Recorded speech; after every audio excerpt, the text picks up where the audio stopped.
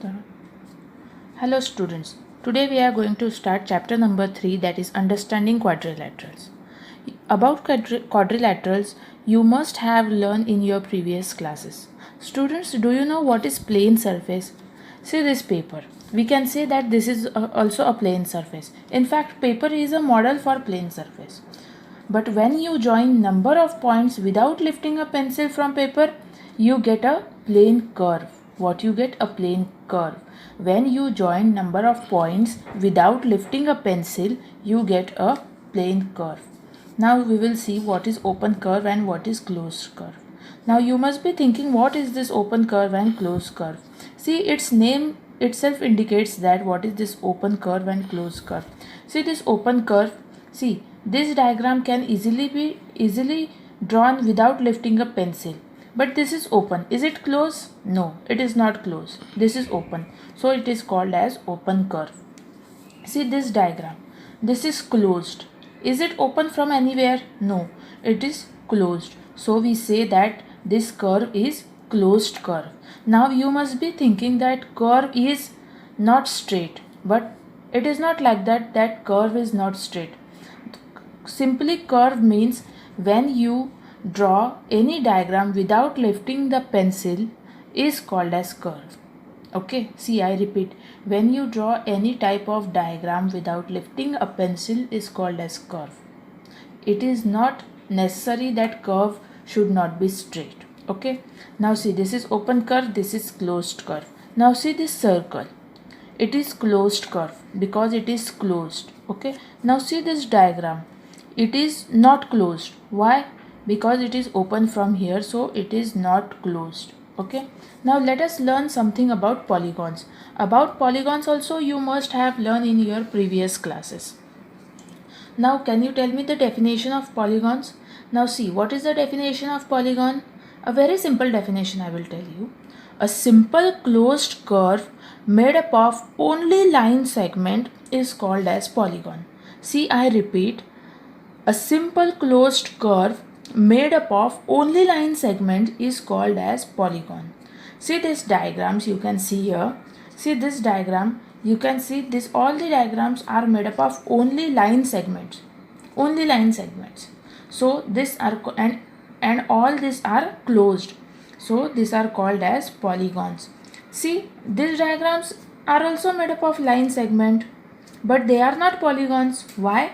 Because they are not closed, they are open. See, this is open, this is also open diagram, and this is also open, so they are not polygons. Okay, now see, let us see convex and concave polygon.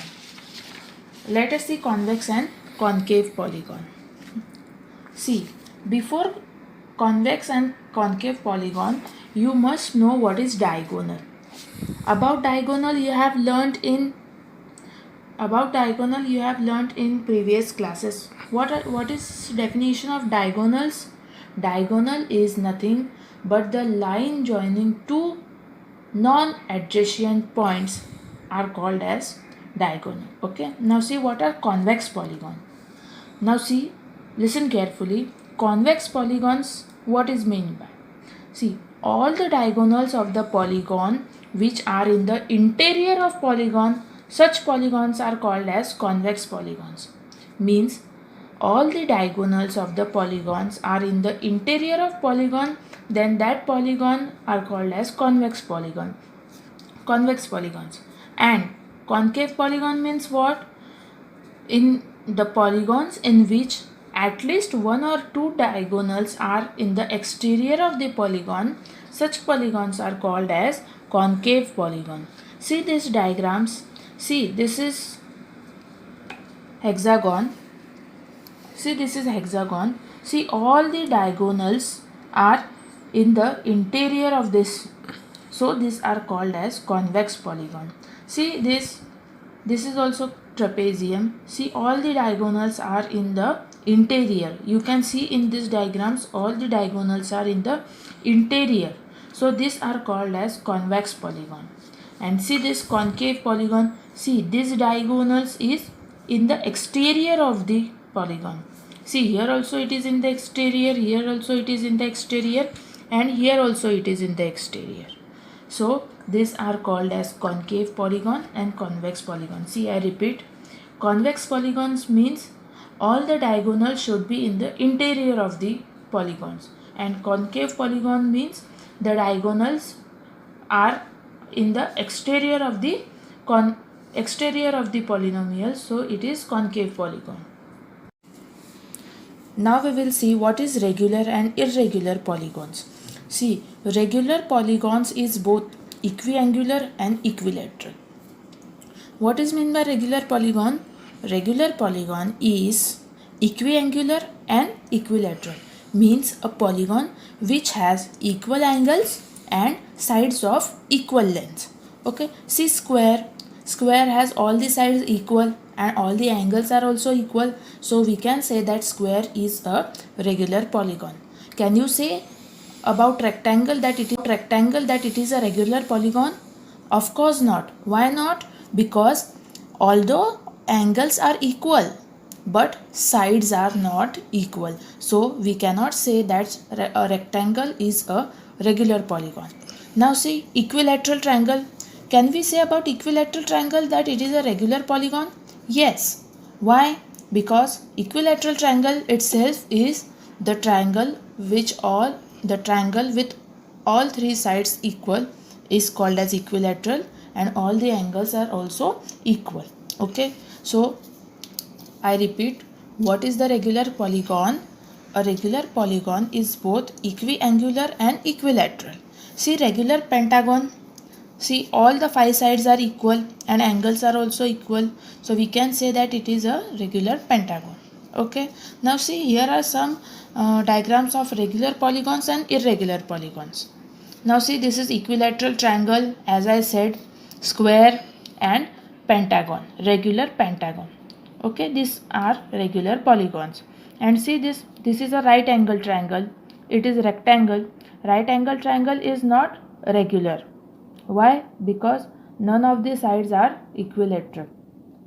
Rectangle, even angles are equal but sides are not equal. And see, this is a hexagon. See here, sides are not equal, so it is irregular polygons. Okay. Now see angle sum property.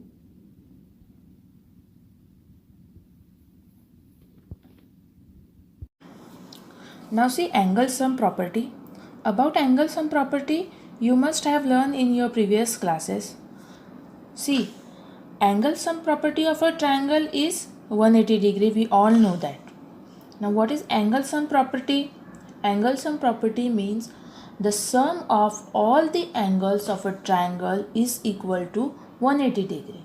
See the diagram. It is triangle, sides 3 and angle sum is 180 degree. Now we will see angle sum property of quadrilateral. Now see this is a quadrilateral shape paper. Okay. Now see, if we draw a diagonal like this between these two non-adjacent points, okay, if we draw the diagonal, okay, what we obtain? See, if we fold this, see, this is one triangle and this is another triangle. Okay, means see, this is first triangle, this is second triangle. Now angle sum property of this triangle is 180 degree and same of this triangle is 180 degree. Means the angle sum property of this whole quadrilateral is 180 plus 180 plus 180, that is equal to 360 degree. Okay, see, angle sum property of a quadrilateral is 2 into 180. See this four-sided figure. If we draw a diagonal, in two parts it is divided, in two triangles it is divided, so the angle sum property is 2 into 180. Okay, now see five-sided figure. Okay, before five-sided figure we can say that, see, this is four-sided figure. Okay, angle sum property is 2 into 180 degree, but in order in sides, but according to sides, if we write like this, 4 minus 2 means number of sides minus 2 into 180 degree. That is 2 into 180 degree. Now see this 5-sided figure. If we draw two diagonals, okay, the diagram is divided into 3 parts, 3 triangles. Means what is the angle sum property? 3 into 180. See these 5 sides are there. So in order to side we will write 5 minus 2 into 180. Okay. Now see this 6-sided figure. We will draw 3 diagonals. So in how many triangles it is divided? 1, 2, 3 and 4. So angle sum will be 4 into 180. Or in order to side 6 sides, therefore 6 minus 2 into 180 degree. In general, if n-sided polygon is there, so what will be the angle sum property? N minus 2 into 180 degree. Okay.